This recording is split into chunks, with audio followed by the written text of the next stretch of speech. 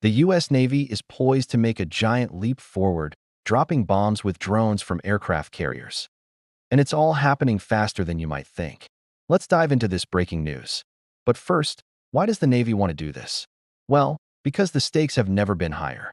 As China advances hypersonic missiles and other cutting-edge weapons, the Navy needs new ways to keep its supercarriers safe and effective. That's where drones come in. They can fly dangerous missions, freeing human pilots for more complex tasks. Plus, drones can gather intelligence, disrupt communications, and even strike targets with deadly precision. All this from a platform that carries more than 50 aircraft, including fighter jets, bombers, and electronic warfare suites. So which companies have stepped up to meet this challenge? Some big names like General Atomics, Boeing, Anduril, Northrop Grumman, and Lockheed Martin have won design contracts from the Navy. Each will develop their own version of the Collaborative Combat Aircraft, or CCA. Think of it as a new generation of jet fighters, but without pilots on board. The goal is to create modular, multi-mission platforms that can perform various roles from reconnaissance to attack.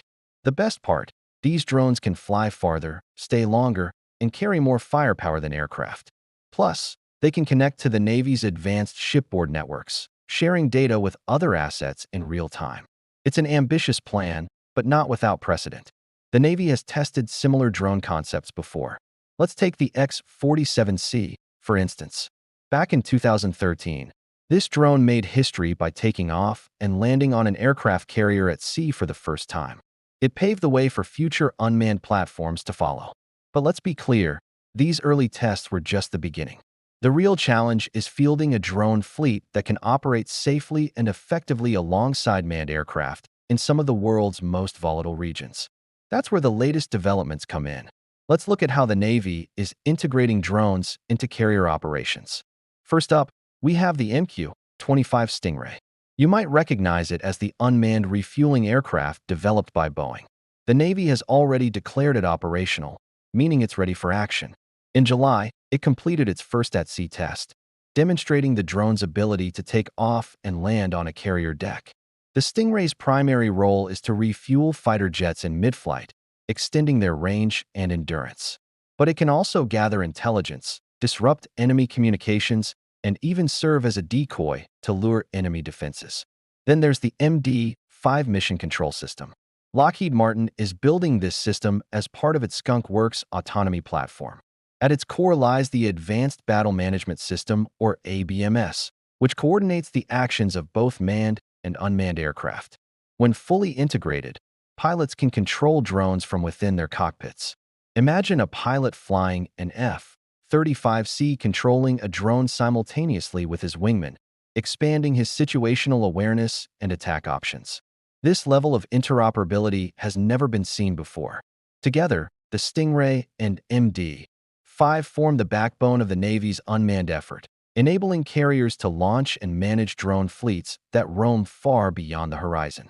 These platforms are just the tip of the iceberg. Companies are developing various drone types tailored to different mission sets, such as electronic warfare, intelligence gathering, and precision strikes. As these systems mature, they will enable the Navy to keep its human pilots out of harm's way while still projecting power around the globe. But let's not sugarcoat things. Integrating drones into carrier operations is not easy. There are plenty of technical, operational, and fiscal hurdles to overcome. For starters, launching and recovering unmanned aircraft at sea is extremely challenging.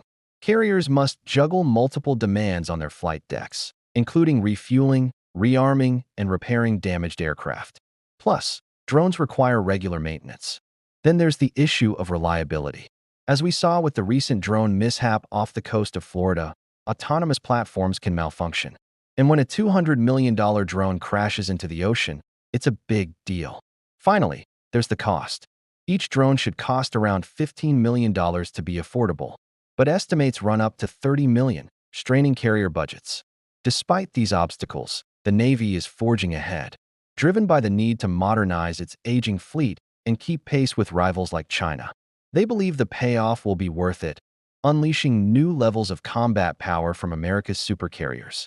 Whether they succeed or not will shape the future of naval aviation. If they pull it off, we could see unmanned aircraft flying combat missions from carriers sooner than we think. Now, Your thoughts matter. Do you think drones will play a bigger role in modern naval warfare?